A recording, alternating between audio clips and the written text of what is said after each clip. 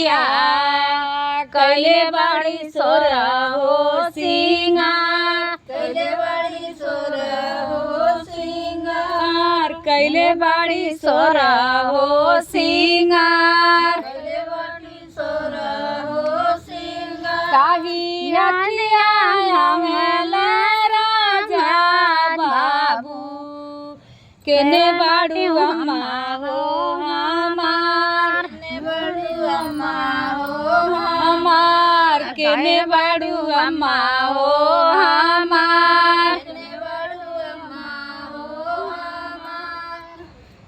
ताही हथिया हमेला राजा बाबू केने बाड़ू अम्मा हो हमार ने बाड़ू अम्मा हो हमार केने बाड़ू अम्मा हो हमार ने बाड़ू अम्मा हो हमार अम्मा जब पनिया से अर्घ जानी दिया सूरज बाबा हो जाई है नाराज सूरज बाबा हो जाई है राज सूरज बाबा हो जाई है नाराज सूरज बाबा हो जाई है नाराज अम्मा दूधवा से अर्घ तू दिया सूरज बाबा करी है विचार बाबा करी है विचार और सूरज बाबा करी है विचार सूरज बाबा करी है विचार काशी जी से आवे सात घोड़ावा होके रथ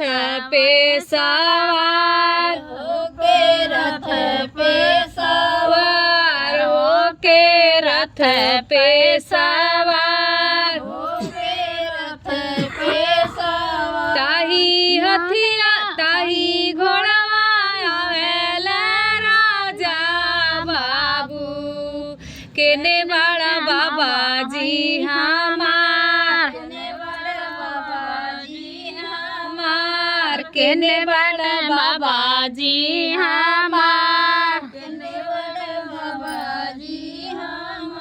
हमार ताही घोड़ावा आवेला राजा बाबू